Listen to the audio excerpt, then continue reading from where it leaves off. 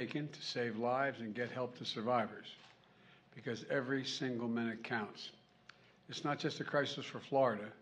This is an American crisis. We're all in this together, and I've spoken to Governor DeSantis on multiple occasions, as well as this morning, and as well as mayors and county officials, both Republican and Democrat, from the places most affected. And I spoke with Governor McMaster of South Carolina this morning as well. Last night, I received a request for an emergency declaration from Governor McMaster, which I approved right away, just as I did for Florida. This allows for immediate federal funding for the state to shelter people and provide other essential support. By approving it early, ahead of the storm's landfall in South Carolina, we can get supplies in and provide shelter if necessary. My message to the people of South Carolina is simple. Please listen to all the warnings and directions from local officials and follow their instructions. And as you all know, the situation in Florida is far more devastating. We're just beginning to see the scale of that destruction. It's likely to rank among the worst of the nation's and the worst in the nation's history.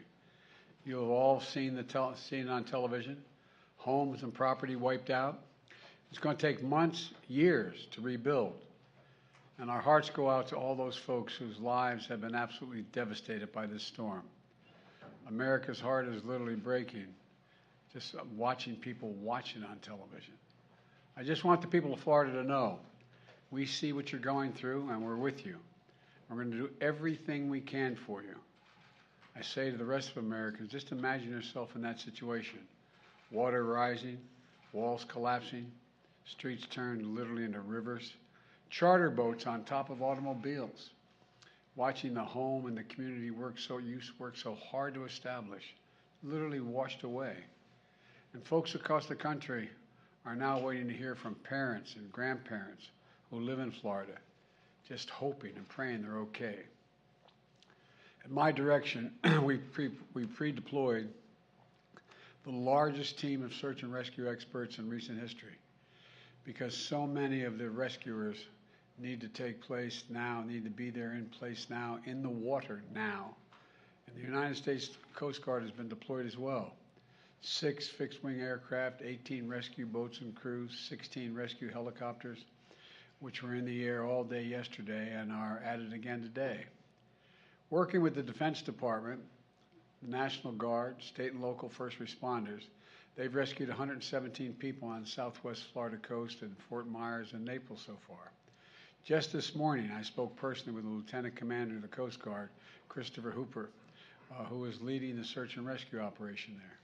He emphasized this is one fight, everyone working together. Coast Guard, Defense Department, Customs and Border Patrol, Florida Fish and Wildlife, local officials.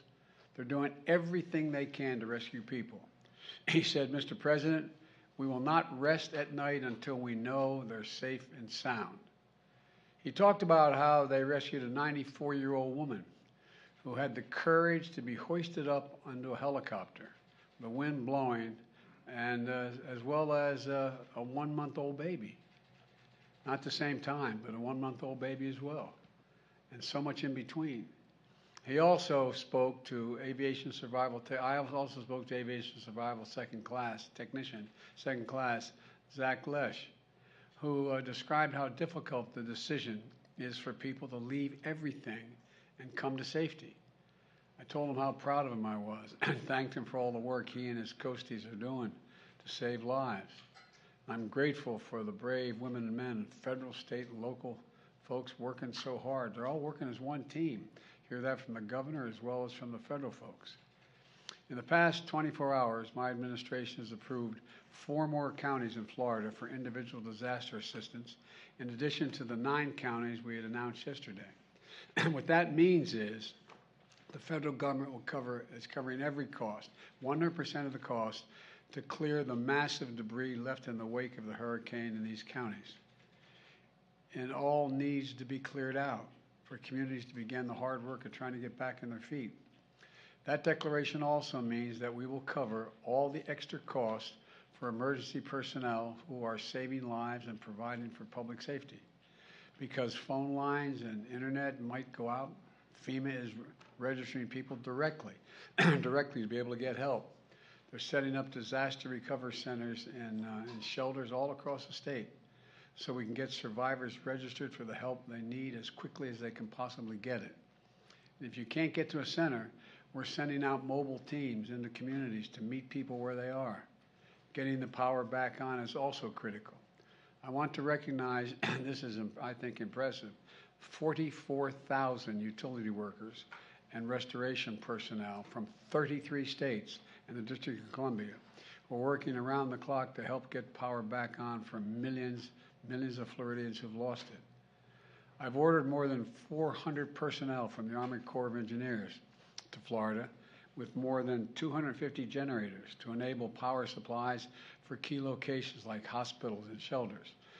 And last night, my Homeland Security Advisor met with the electric sector leaders to ensure that they're coordinating with owners and operators of the grid so nothing will stand in the way of getting the power back on. Yesterday, I was briefed by the leaders of FEMA, the Coast Guard, the Army Corps of Engineers, and other organizations that are at the tip of the spear right now.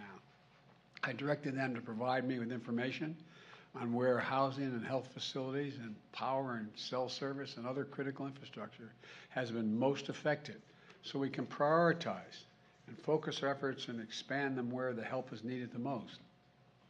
In addition to what we're doing for Florida and South Carolina, we remain focused on recovery efforts in Puerto Rico as well. And I will say it as long as we're going to stay with it and stay at it as long as it takes. I spent a lot of time with people in the aftermath of disasters. I have immense gratitude for the first responders and emergency crews who always show up no matter what. At times like these, Americans come together. They put aside politics. They put aside division. And we come together to help each other. Because we know if it were us who just lost our homes or a loved one, we'd hope people would show up to help us as well. Red Cross volunteers as far away as Oregon and the Dakotas, and utility workers from Minnesota and Nebraska and Vermont have traveled to Florida in the past few days to help do whatever they can. That's America. That's who we are. We're going to keep doing everything we can, and we'll do it as the United States of America. So God bless all of you who are hurting. May God protect the troops and all those brave souls risking their lives and fellow Americans. I want to say one more thing. I want to also speak to Mr. Putin's remarks this morning. You know, America and its allies are not going, let me emphasize, are not going to be intimidated, by Putin and his reckless words and threats. He's not going to scare us, and he doesn't, or intimidate us. Putin's actions are a sign he's struggling. The sham referenda he carried out and this routine he put on, don't worry, it's not on there if you're looking, okay? The sham routine that he put on this morning that's showing the unity and, you know, as people holding hands together. Well, the United States is never going to recognize this. And quite frankly, the world's not going to recognize it either. He can't seize his neighbor's territory and get away with it, as simple as that. And they're going to stay the course. We're going to continue to provide military equipment so that Ukraine can defend itself and its territory and its freedom, including additional resources that the Congress is going to give me today of $13 billion more to help the Ukrainians defend themselves and fight back. And we're fully prepared to defend. I want to say this again. America is fully prepared with our NATO allies to defend every single inch of NATO territory. Every single inch. So, Mr. Putin, don't misunderstand what I'm saying. Every inch. And I've been in close touch with our allies. We're announcing new sanctions today as well, that including new authorities to sanction anyone who provides political or economic support to Russia's fraudulent territorial claims. And I've been in close touch with our NATO allies who are united in our resolve to take on his aggression. So I thank you all very much. You also asked me earlier about the pipeline, and let me say this. It was a deliberate act of sabotage, and now the Russians are pumping out disinformation and lies. We're going to work with our allies to get to the bottom of precisely what happened. And at my direction, I've already begun to help our allies enhance the protection of this critical infrastructure. And at the appropriate moment when things calm down, we're going to be sending divers down to find out exactly what happened. We don't know that yet exactly, but we're not, just don't listen to what Putin is saying. What he's saying we know is not true. Thank you all so very much. Russian nuclear weapons. Do you believe Russia was behind the sabotage, sir?